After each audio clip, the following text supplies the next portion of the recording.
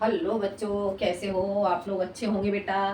तो मैं आपको अब तक पढ़ा रही थी अलंकार। बेटा आज मैं आपके लिए लेकर के आई हूँ छंद। ठीक है, तो आज हम पढ़ेंगे छंद। छंद किसे कहते हैं? छंद। ठीक है बेटा, छंद जानेंगे हम। छंद क्या है? छंद क्या है और इसका छंद का नाम क्या है? छंद के जन्मदाता कौन है? इस सब के बारे में आज अभी हम बात करेंगे। तो छंद का प्रणेता बेटा कौन माना जाता है? छंद का प्रणेता, ठीक है, छंद शास्त्र का, छंद शास्त्र का, छंद, छंद शास्त्र का प्रणेता, प्रणेता कौन है बेटा छंद शास्त्र का? छंद शास्त्र के प्रणेता थे पिंगल ऋषि। पिंगल ऋषि, ठीक है, पिंगल ऋषि। समझ आ रहा है बेटा?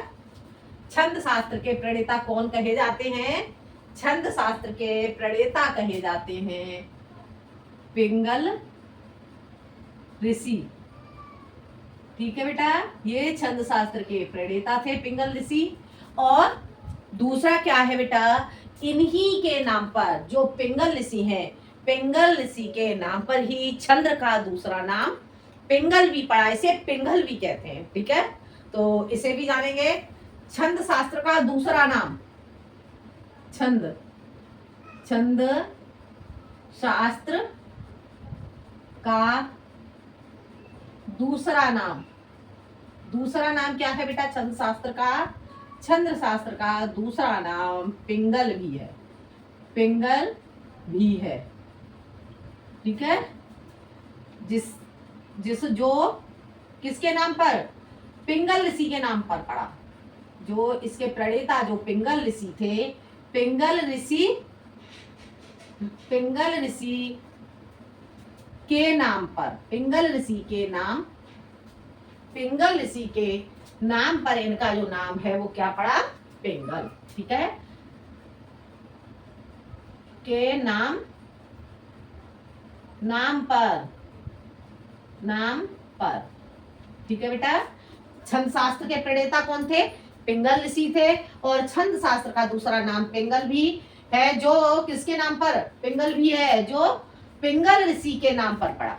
ठीक है, पिंगल ऋषि के नाम पर इसे छंद शास्त्र पिंगल भी कहा जाता है। ठीक है बेटा, और छंद शास्त्र का सबसे पहले प्रयोग कहाँ किया गया? तो बेटा जो छंद शास्त्र है इसका सबसे पहले प्रयोग जो ऋग्वेद है, ऋग्वेद में किया गया था। ठीक है, तो छंद शास्त्र का, छंद शास्त्र का सर्वप्रथम प्रयोग, सर्वप्रथम प्रयोग, सर्वप्रथम प्रयोग कहाँ हुआ? ऋग्वेद में, ऋग्वेद में। ठीक है बेटा, छंद शास्त्र का सबसे पहले प्रयोग कहाँ हुआ? ऋग्वेद में हुआ। ठीक है, और छंद शास्त्र को और अन्य किस नाम से भी जाना जाता है? छंद शास्त्र को अन्य दूसरा नाम पद ज्ञा व्याकरण भी कहते हैं। क्या हो गया? छंद, छंद शास्त्र का दूसरा नाम। ठीक है, छंद शास्त्र को ऐसे लिख लो, छंद शास्त्र को, छंद शास्त्र को पद का व्याकरण भी कहते हैं, व्याकरण भी कहते हैं। ठीक है, ठीक है बेटा, जो छंद शास्त्र है, छंद शास्त्र को पद का व्याकरण भी कहते हैं। आ गया समझ में? एक बार इसका रिवीजन कर लो। छंद शास्त्र के प्रणेता कौन थे? पिंगल ऋषि से। छंद शास्त्र का दूसरा नाम क्या है? छंद शास्त्र का दूसरा नाम पिंगल भी है। ठीक है, जो पिंगल ऋषि के नाम पर पड़ा, पिंगल ऋषि के नाम पर पड़ा। ठीक है बेटा, और छंद शास्त्र का सर्वप्रथम प्रयोग, छंद शास्त्र का सर्वप्रथम प्रयोग ऋग्वेद में किया गया है। ठीक है, और छंद शास्त्र को पद का व्याकरण भी कहते हैं। अब हम जानेंगे छंद शास्त्र की परिभाषा। ठीक है, क्या जानेंगे? छंद शास्त्र की परिभाषा। परिभाषा इसकी क्या होती है?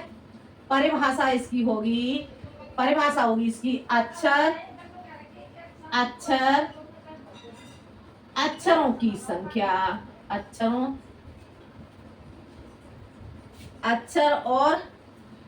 की संख्या, अक्षरों की संख्या, अक्षरों की संख्या एवं क्रम। ठीक है, क्या हो गया? अक्षरों की संख्या एवं क्रम, मात्रा, गणना। ठीक है, मात्रा, गणना, यति और गति। ठीक है, यति, गति, आदि से, यति, गति आदि से संबंधित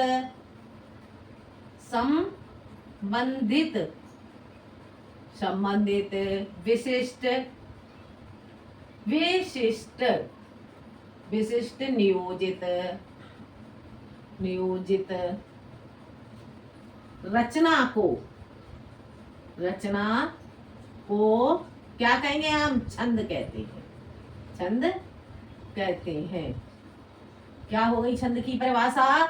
अक्षरों की संख्या एवं क्रम, मात्रा, गणना, यति, गति आदि से संबंधित विशिष्ट नियोजित रचना को हम छंद कहते हैं। ठीक है बेटा, ये हो गई छंद की परिभाषा। अब हम जानेंगे छंद के अंग। छंद के अंग कौन कौन से होते हैं बेटा? देखते हैं। इतना आपको समझ में आ गया होगा बेटा।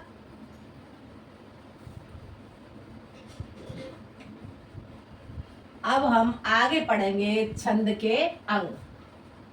छंद के अंग क्या है? छंद के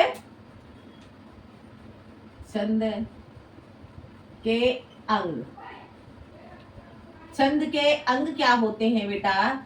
छंद के अंग होते हैं, पहला हो गया आपका चरण, और इसे चरण को क्या कहते हैं? पद। ठीक है, चरण को पद भी कहते हैं। और अगला हो जाएगा आपका वर्णमाला। ठीक है, अगला आपका हो जाएगा वर्णमाला। अगला हो जाएगा आपका क्रम संख्या। ठीक है बेटा, क्या हो गया आपका? चरण, पद, वर्णमाला, क्रम और संख्या। ठीक है, इसे क्रम कहेंगे हम या फिर संख्या को। ठीक है, क्रम या संख्या। ठीक है, तो इसके बाद क्या हो जाएगा आपका, या फिर इसे ऐसे लिख लो जिससे आपको समझ में आ जाए, क्रम या संख्या। ठीक है, इसे या तो आप क्रम कहो या फिर क्या कहते हैं हम इसे? संख्या। ठीक है बेटा, अगला हो जाएगा आपका गति। क्या हो जाएगा आपका? अगला गति। और इसके बाद अगला आपका क्या होगा? अगला आपका होगा यति। यति को अन्य क्या के नाम से जाना जाता है? विराम। ठीक है बेटा, इसके बाद आपका आ जाएगा तुक। इसके बाद होगा आपका तुक। ठीक है, ये हो गया आपका तुक। और इसके बाद अगला आपका आ जाएगा गढ़। हो गया क्लियर? ये इस तरह से ये होते हैं आपके छंद के अंग। ठीक है, कौन कौन से अंग होते हैं छंद के? चरण या पद, वर्णमाला, क्रम या संख्या, गति, यति को विराम भी कहते हैं, तुक और गढ़। सबसे पहले बेटा हम इनके बारे में समझेंगे। चरण क्या है, पद क्या है, वर्णमाला क्या है, क्रम क्या है, संख्या क्या है। ठीक है, और गति, विराम, तुक, गढ़ ये क्या चीजें हैं? जब हम इनके बारे में समझ लेंगे तो हम छंद को अपने आप ही कर लेंगे। छंद जैसे आपके जो छंद होते हैं, छंद को करने से पहले हमें उसके नियम पता होना चाहिए। अगर हमें उसके नियम मालूम होंगे तो छंद को हम स्वयं ही कर लेंगे। तो देखते हैं चरण या पद। क्या हो गया आपका चरण। पहला जानेंगे हम चरण, और या फिर इसे कहते हैं हम पद। ठीक है, चरण क्या होता है कि इसे छंद के कितने चरण होते हैं, छंद के चार चार चरण होते हैं बेटा। ठीक है, तो इसे कैसे लिखेंगे, छंद के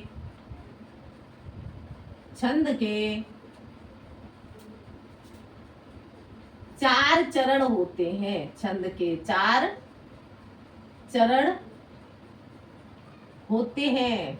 ठीक है बेटा, छंद के चार चरण होते हैं, किंतु यह कितने लिखे, कितने दो ही पंक्तियों में जाते हैं।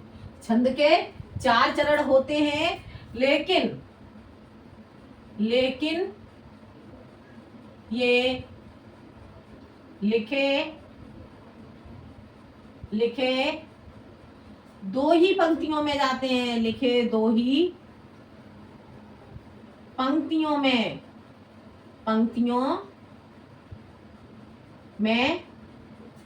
जाते हैं। ठीक है बेटा, जाते हैं। जैसे कि आपका हो गया, जैसे दोहा सोरठा। ठीक है बेटा, जो आपके दोहा सोरठा है, ये इसके चरण तो चार होते हैं, लेकिन ये लिखे दो ही पंक्तियों में जाते हैं। चरण चार क्या क्या होते हैं, जैसे कि मानो कोई भी दोहा होता है उसे चार भागों में बांटा हुआ होता है। ठीक है, जैसे रेमन पानी राखिए, बिन पानी सब सून, पानी गए न उबरे, मोती मानस चूर। ठीक है, तो उसे दोहा को हम क्या है चार दो ही पंक्तियों में लिखते हैं, लेकिन उसके चार चरण होते हैं। बाकी इसके बारे में जब मैं आपको दोहा पढ़ाऊंगी तब समझाऊंगी। ठीक है, अभी आप ये समझ लो। इसके अलावा जो चरण जो ये है, ये तो ये हो गया आपका छंद के चार चरण होते हैं, लेकिन ये लिखे दो ही पंक्तियों में जाते हैं। और कुछ चरण आपके ऐसे होते हैं, जो कुछ छंद होते हैं आपके ऐसे होते हैं जो 6 पंक्तियों में लिखे जाते हैं। ठीक है, तो इसके बारे में जानेंगे। ये आपका एक ये हो गया। अगला देखते हैं, अगला होगा इसमें हिंदी में कुछ छंद 6 पंक्तियों में, 6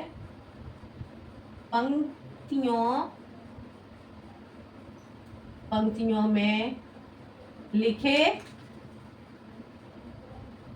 जाते हैं। ठीक है बेटा, लेकिन वो कैसे बनते हैं, जो 6 पंक्तियों में लिखे जाते हैं वो 2 छंदों से मिलकर के बनते हैं। ठीक है, तो जो कुछ छंद हैं, हिंदी में कुछ छंद 6 पंक्तियों में लिखे जाते हैं। ऐसे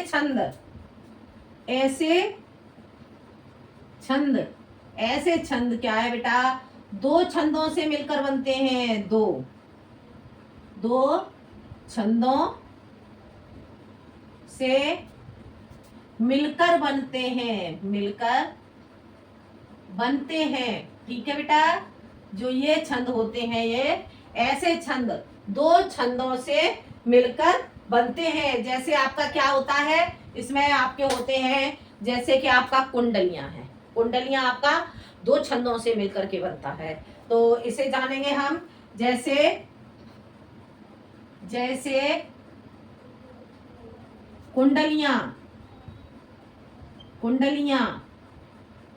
और क्या होता है, जो दो से बनकर के बनता है, 2 छंदों से मिलकर के बनता है कुंडलियां। और इसके बाद आपका हो जाता है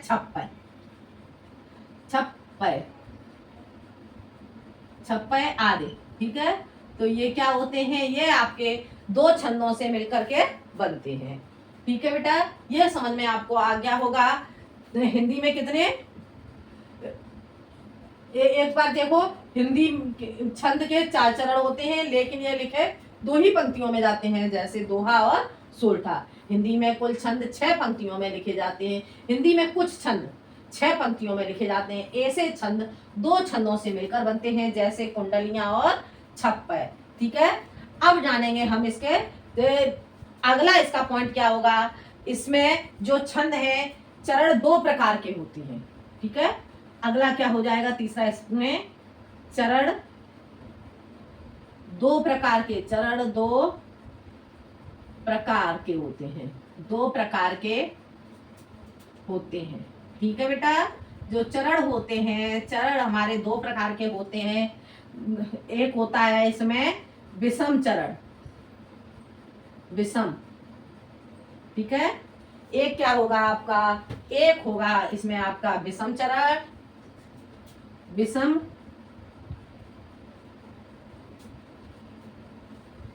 विषम चरण, एक होगा आपका विषम चरण। ठीक है बेटा, और दूसरा आपका हो जाएगा समचरण, समचरण। ठीक है बेटा, इसमें आपके दो चरण होते हैं, एक होता है आपका विषम चरण, एक होता है आपका समचरण।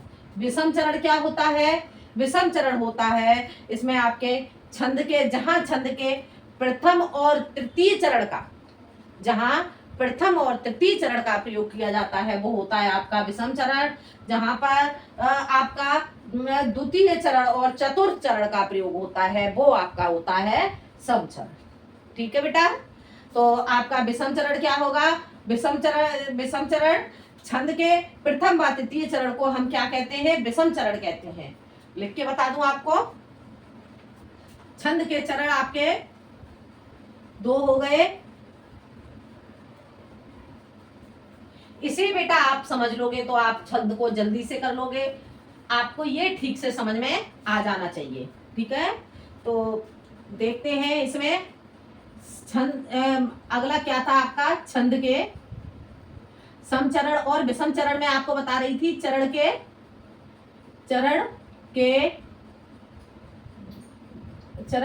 दो भाग। ठीक है बेटा, चरण के कितने, चरण के दो भाग होते हैं, या चरण दो प्रकार के होते हैं, चरण के दो प्रकार होते हैं। एक तो हो जाता है आपका विषम चरण, विषम चरण, और दूसरा आपका हो जाता है बेटा समचरण, समचरण। ठीक है बेटा, अब इसमें हम जानेंगे विषम चरण। पहला देखेंगे विषम चरण। विषम चरण क्या होता है, विषम चरण, विषम चरण क्या होता है, विषम चरण कहते हैं छंद के प्रथम व तृतीय चरण का प्रयोग होता है, उसे हम क्या कहेंगे, छंद के प्रथम व तृतीय चरण को हम कहते हैं, क्या कहते हैं, तृतीय चरण को विषम चरण कहते हैं, विषम चरण। ठीक है बेटा, छंद के प्रथम व तृतीय चरण को हम कहते हैं विषम चरण, और तृतीय चरण को विषम चरण, और समचरण, समचरण, समचरण कहते हैं बेटा छंद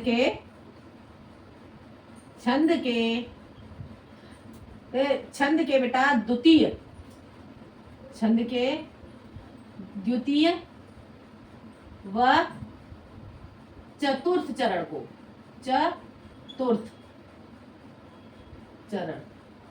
चतुर्थ चरण को क्या कहेंगे बेटा, हम कहेंगे इसे समचरण, समचरण, समचरण कहते हैं। ठीक है बेटा, छंद के प्रथम व तृतीय चरण को विषम चरण, और छंद के द्वितीय व चतुर्थ चरण को समचरण कहते हैं। ठीक है बेटा, ये आपको समझ में आ गया होगा। अब इसके बाद हम जानेंगे वर्ण और मात्रा। क्या जानेंगे इसके बाद, वर्ण और मात्रा, वर्ण और मात्रा। इसके बाद पढ़ेंगे हम वर्ण और मात्रा।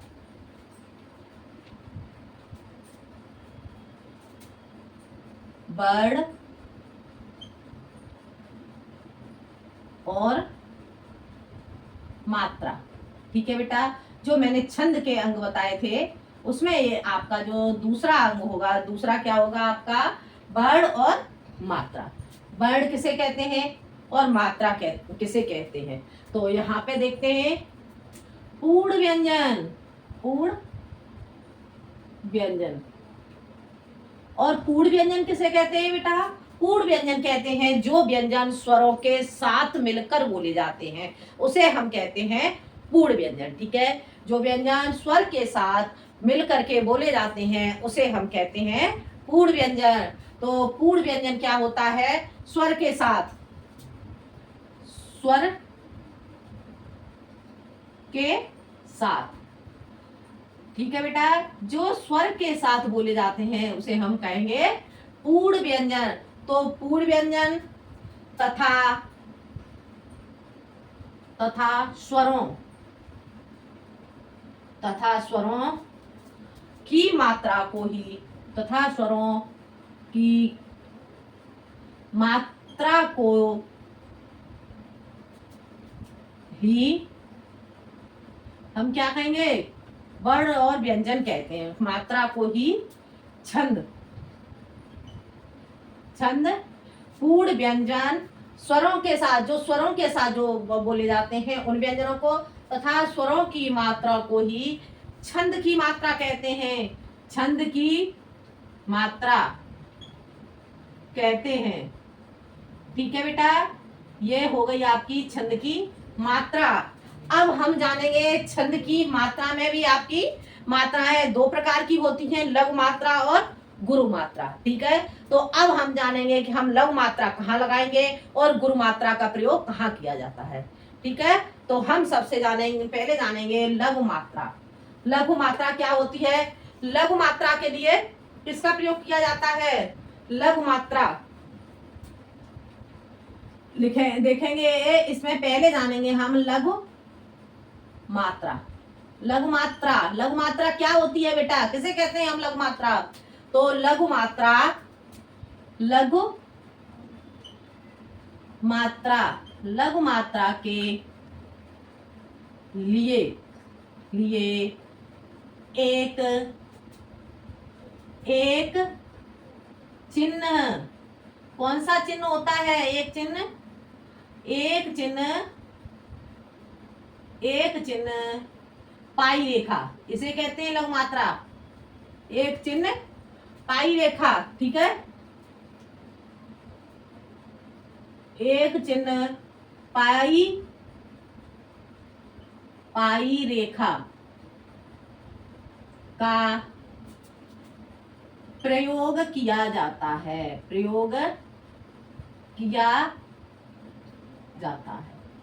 ठीक है बेटा, ये तो हो गई आपकी लघु मात्रा। अब लघु मात्रा कहाँ कहाँ लगाई जाती है ये हम जानेंगे।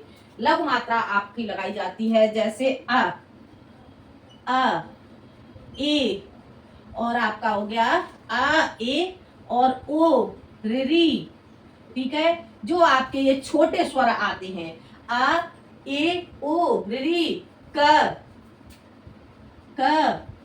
और इसके बाद आपका आ जाएगा को। ठीक है, और इसके बाद आपकी आ जाएगी के, और के बाद आपका आ जाएगा, इन पे आपकी छोटी मात्रा आ जाएगी को, और आपका को, के और क्र, और इसके बाद आपके आ जाती है चंद्र बिंदु, चंद्र बिंदु।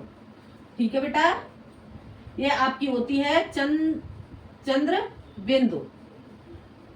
चंद्र बिंदु, चंद्र बिंदु क्या होती है? इसे हम चंद्र बिंदु कहते हैं। ये आपने देखा होगा कुछ जगह पर इस तरह का निशान लगा होता है, इसे हम कहते हैं चंद्र बिंदु। ठीक है बेटा, समझ में आ गया? तो हमारी लघु मात्रा क्या होती है? लघु मात्रा के लिए एक चिन्ह पाई रेखा का प्रयोग किया जाता है। आ, ए, ओ, री, क, को, के, क्र। ठीक है, इन पर क्या, और चंद्र बिंदु, इन पर हम लघु मात्रा का प्रयोग करते हैं। ये हमारी होती है लघु मात्रा। इसके बाद हम जानेंगे गुरु मात्रा। गुरु मात्रा दूसरी हमारी होती है गुरु मात्रा। गुरु मात्रा क्या होती है बेटा? अब हम गुरु मात्रा जानेंगे। गुरु मात्रा के लिए अवग्रह अ का प्रयोग किया जाता है। ठीक है, गुरु मात्रा हमारी क्या होती है? एक वर्तुलाकार रेखा होती है जिसे हम अवग्रह अ भी कहते हैं। तो जानते हैं हम गुरु मात्रा। गुरु मात्रा के लिए, गुरु मात्रा के लिए प्रयुक्त चिन्ह, प्रयुक्त चिन्ह, क्या चिन्ह है इसके लिए? गुण मात्रा के लिए प्रयुक्त चिन्ह एक, एक एक वर्तुल रेखा है, वर्तुल, ठीक है बेटा, एक वर्तुल, एक वर्तुल रेखा है, ठीक है बेटा, एक वर्तुल रेखा है, वर्तुल रेखा है। और वर्तुल रेखा कौन सी होती है आपकी? वर्तुल रेखा आपकी होती है ये, ठीक है। और इसे हम क्या कहते हैं? इसे हम अवग्रह अभी कहते हैं। क्या कहते हैं हम इसे? अवग्रह, अवग्रह अ, ठीक है बेटा, ये आपको समझ में आ गया होगा। इसे हम कहते हैं अवग्रह अ। एक बार इसे हम फिर से रिवीजन कर लेते हैं। वर्ण और मात्रा, वर्ण और मात्रा क्या है? पूर्ण व्यंजन स्वरों के साथ तथा स्वरों की मात्रा को ही छंद की मात्रा कहते हैं, ठीक है। लघु मात्रा, लघु मात्रा कौन सी होती है? लघु मात्रा के लिए एक चिन्ह पाई रेखा का प्रयोग किया जाता है, आ ए और री का को के, यानी कि जिन वर्णों पर जैसे को, क, ख, च इस तरह के वर्ण आ जाते हैं तो उस पर क्या, ये पूर्ण व्यंजन के साथ, जो पूर्ण व्यंजन के साथ जो स्वर होते हैं उन्हें हम क्या, पाई रेखा का प्रयोग करेंगे। जैसे को, आपके यहाँ पे छोटे ऊ की मात्रा, जहां छोटे ऊ की मात्रा आएगी वहां पर तो बेटा हम किसका प्रयोग करेंगे? इसका प्रयोग, पाई रेखा का प्रयोग करेंगे। और जहां हमारे बड़ी ऊ की मात्रा आ जाती है वहां पे हम वर्तुल रेखा यानी कि अवग्रह अ का प्रयोग करेंगे, ठीक है बेटा। और के, छोटी ई की मात्रा आ गई, यहाँ पे हम पाई रेखा का प्रयोग करेंगे। क्र, यहाँ पे हम पाई रेखा का प्रयोग करेंगे। चंद्र बिंदु है, चंद्र बिंदु पे हम पाई रेखा का प्रयोग करेंगे। लेकिन जहां पर हमारी अंग, दोनों अंग वाली बिंदु आ जाती हैं तो उस पर हम आपकी गुर मात्रा का प्रयोग करेंगे, ठीक है। तो गुर मात्रा हम कहाँ कहाँ लगाएंगे ये मैं आपको बता देती हूँ बेटा। तो गुर मात्रा के लिए प्रयोग करेंगे हमारा आ, ई, और आपका ऊ, ठीक है बेटा। और इसके बाद आपकी आ जाती है ए आपकी बेटा, दोनों ए के लिए हम यहाँ पे गुर मात्रा का प्रयोग करेंगे। देखते हैं ए और आई, ये आपकी दोनों ए आ गई तो यहाँ पे दोनों ए के लिए हम गुर मात्रा का प्रयोग करेंगे। और इसके बाद आ जाता है आपका ओ, आउ, यहाँ इन दोनों के लिए हम आपके गुरु मात्रा का प्रयोग करेंगे, ठीक है। ओ औ के लिए हम गुरु मात्रा का प्रयोग करेंगे। और इसके बाद आपका आ जाता है अंग, अंग, दोनों अंग के लिए भी हम गुरु मात्रा का प्रयोग करेंगे, ठीक है बेटा। और इसके बाद आपका आ जाता है, जैसे आपका आया क के लिए हम पाई रेखा का प्रयोग करेंगे। लेकिन यहाँ पर हमारा आ जाता है का, जहां पर हमारा का पे आ की मात्रा आ जाती है तो उसे हम क्या करेंगे, वहां पे हम गुरु मात्रा का प्रयोग करेंगे, ठीक है बेटा। और इसके बाद आपकी आ जाती है के, छोटी की मात्रा आ रही है तो यहाँ पे हम लघु मात्रा का प्रयोग करेंगे। और जैसे ही हमारी यहाँ पर हो जाती है की तो यहाँ पर हम गुरु मात्रा का प्रयोग करेंगे, ठीक है बेटा। और इसके बाद आपका आ जाता है का, की, कू पे भी हम गुरु मात्रा का प्रयोग करेंगे। का, की, ये आपका हो गया का, की, कू। फिर आपका आ जाता है के, यहाँ पे भी कई, ठीक है बेटा। इस तरह के आपके जो आएंगे इन पे हम गुरु मात्रा का प्रयोग करेंगे। अगर ये नियम आप समझ लोगे तो आप छंद को जल्दी से समझ लोगे, मात्राओं का लगाना आपको समझ में आ जाएगा, ठीक है बेटा। तो ये हो गई हमारी गुरु मात्रा, इतना आपको समझ में आ गया। गुरु मात्रा क्या होता है? गुरु मात्रा के लिए प्रयुक्त चिन्ह वर्तुल रेखा अवग्रह आ का प्रयोग किया जाता है। आ, ई, उ, ठीक है। ये सॉरी बेटा, ये आपका बड़ा ऊ होगा, ठीक है। छोटे ऊ के लिए तो हम लघु मात्रा का प्रयोग करेंगे, लेकिन जहां हमारा बड़ा ऊ हो जाता है वहां पे हम गुरु मात्रा का प्रयोग करेंगे। और ए ऐ के लिए भी हम गुरु मात्रा का प्रयोग करेंगे। ओ औ, दोनों अंग, का, की, कू, के, कई, इनके लिए हम गुरु मात्रा का प्रयोग करेंगे, ठीक है बेटा। तो ये तो था हमारा वर्ण और मात्रा। तो ये आपको वर्ण और मात्रा मुझे लग रहा है बेटा समझ में आ गया होगा। अगर आपको कोई प्रॉब्लम है तो मुझे जरूर बताएं, जिससे मैं आपको और अच्छे तरीके से समझा सकूं, ठीक है बेटा। तो इतना आपको समझ में आ गया, गुरु मात्रा, वर्ण मात्रा आपको समझ में आ गई। इसके बाद अगला होगा हमारा संख्या या क्रम, ठीक है बेटा।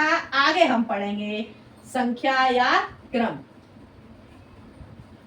जो चरण के छंद के अंग थे, अंग में आपका होगा अगला संख्या या क्रम।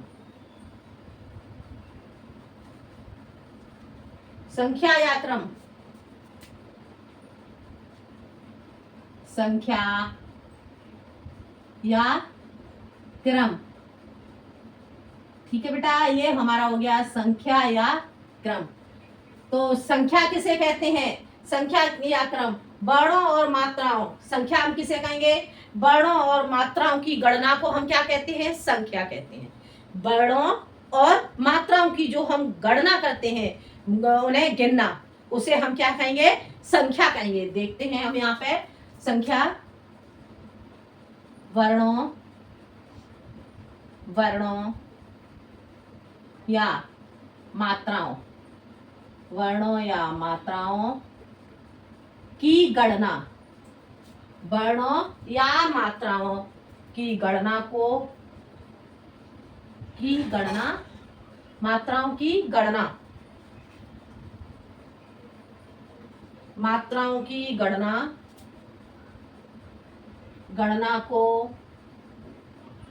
क्या कहते हैं हम? मात्राओं की गणना को संख्या कहते हैं, संख्या कहते हैं। ठीक है बेटा, जो वर्णों या मात्राओं की जो गणना की जाती है उसे हम संख्या कहते हैं। ठीक है, और क्रम क्या होता है बेटा? जहां पर लघु मात्रा, जो लघु मात्रा की संख्या एक, ऐसे देखो क्रम, लघु मात्रा की संख्या, लघु मात्रा की संख्या, यानी कि बेटा जो लघु मात्रा आपकी, जो अभी मैंने आपको लघु मात्रा में सिखा रही थी, जैसे कि आपकी यह पाई रेखा होती है। ठीक है बेटा, तो लघु मात्रा की संख्या को हम क्या गिनेंगे? लघु मात्रा की संख्या को हम एक गिनेंगे। क्या गणना करेंगे? वर्णों की मात्रा, वर्णों या मात्राओं की गणना को हम संख्या कहते हैं। ठीक है बेटा, लघु मात्रा की संख्या क्या होती है? जो लघु मात्रा होती है उसे हम एक गिनेंगे। ठीक है, लघु मात्रा की संख्या एक। ठीक है, और गुरु मात्रा की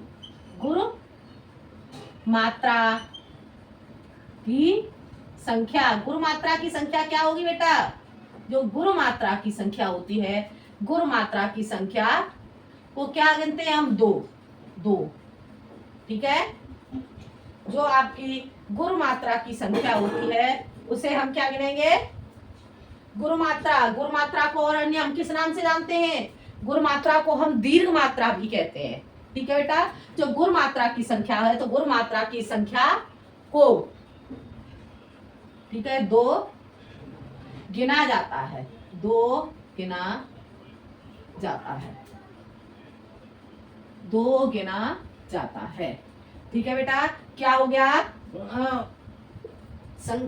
एक बार इसे देख लो, संख्या या क्रम वर्णों या मात्राओं की गणना को संख्या कहते हैं। लघु मात्रा की संख्या एक, गुरु मात्रा की संख्या को दो गिना जाता है। ठीक है, ये तो आपका हो गया संख्या या क्रम। अब हम इसके बाद अगला हम जानेंगे संख्या और क्रम के बाद गति। गति किसे कहते हैं बेटा? अगला आपका हो गया गति। गति कहते हैं बेटा किसी छंद के पढ़ने के प्रवाह, छंद के पढ़ने के प्रवाह या लय को हम गति कहते हैं। ठीक है, तो हम गति को क्या लिखेंगे? छंद के पढ़ने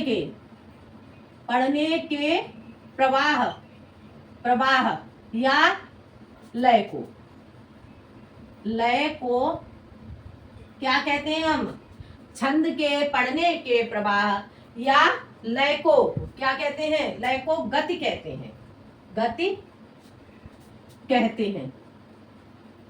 ठीक है बेटा, अच्छा बेटा एक बार ये समझ लो, छंद के पढ़ने के प्रवाह, पढ़ने का प्रवाह, जैसे कि छंद को पढ़ा जाता है, कोई व्यक्ति उसे गा के पढ़ रहा है, कोई भी किस तरह से पढ़ रहा है, तो छंद के जो पढ़ने का प्रवाह होता है, और जो लय कहेंगे जो धुन, जिस धुन से पढ़ा जाता है।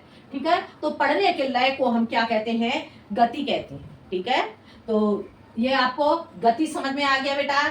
अब हम जानेंगे, इसके बाद हम जानेंगे विराम।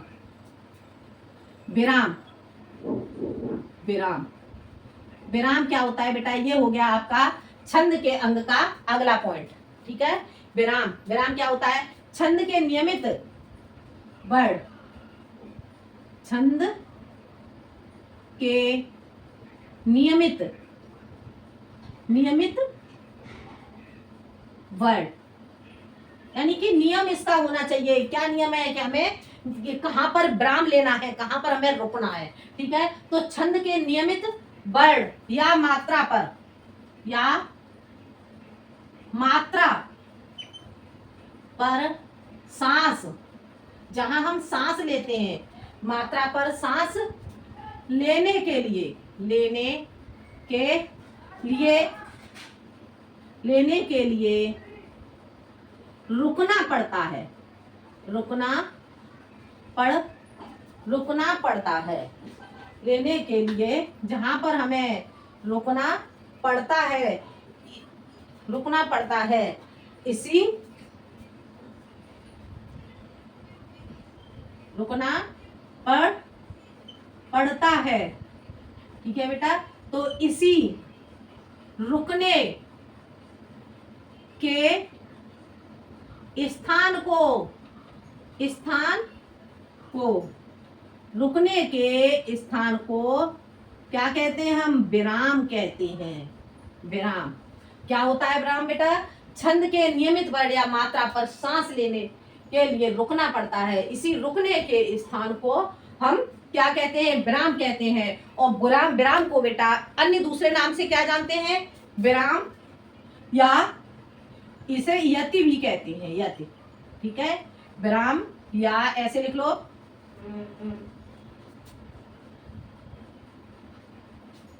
ऐसे कर दो, ठीक है बेटा। ये समझ में आ गया आपको? छंद के नियमित वर्ण या मात्रा पर सांस लेने के लिए रुकना पड़ता है, इसी रुकने के स्थान को विराम यानी कि यति कहते हैं। विराम, यति कहते हैं, ठीक है। विराम यानी कि रुकना। जैसे कि मानो हम किसी छंद को पढ़ रहे और छंद को पढ़ते समय हम जहां पर हम सांस लेते हैं, जहां पर हम रुक जाते हैं, उसी को हम क्या कहते हैं? विराम कहते हैं।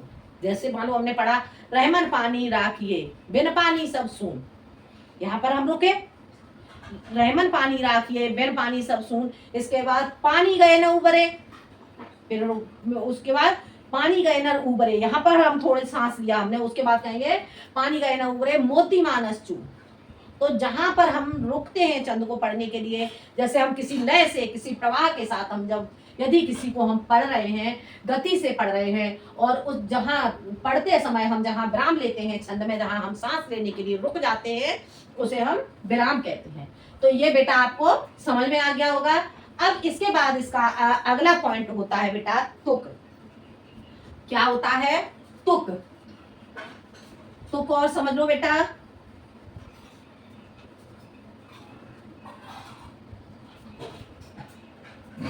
तुक, तुक क्या होता है बेटा? तुक होता है बेटा तुक, ये आपका छठवां पॉइंट आ गया। एक मैंने विराम आपका हटा दिया यहां से, ठीक है बेटा। तो ऐसे ले लो,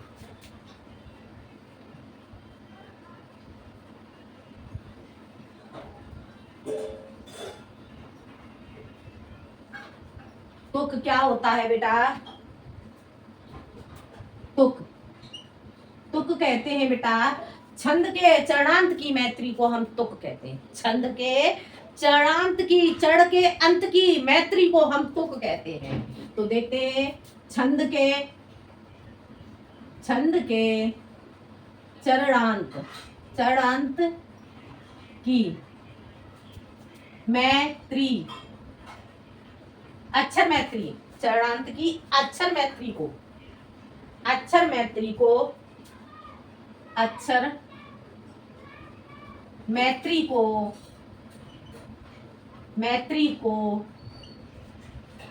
तुक कहते हैं, तुक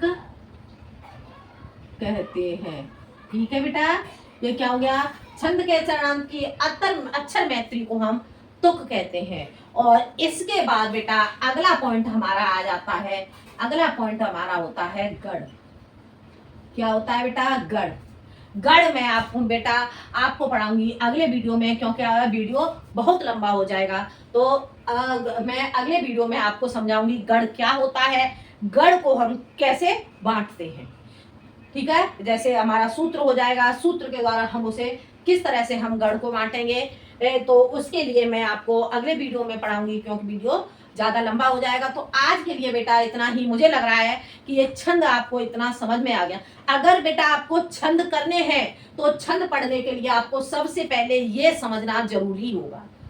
अंग, आपको छंद के अंग के बारे में पता होना चाहिए कि छंद के अंग क्या है, और उन्हें छंद के अंग के बारे में पता होना चाहिए। चरण क्या है, लघु मात्रा क्या है, और समचरण क्या है, विषम चरण क्या है, और गुरु मात्रा क्या है। इन सभी चीजों का जब तक हमें ज्ञान नहीं होगा तब तक हम छंद में कुछ नहीं कर सकते हैं। ठीक है बेटा, तो हमें इसके लिए ये सारी जानकारी हमें होनी चाहिए। तो आज के लिए इतना ही। अगले वीडियो में मैं आपको बताऊंगी गढ़ बताऊंगी, और आपको दोहा मैं समझा दूंगी, दोहा क्या होता है, सोरठा क्या होता है, ये सारी चीजें मैं आपको अगले वीडियो में बताऊंगी। आज के लिए इतना ही। धन्यवाद।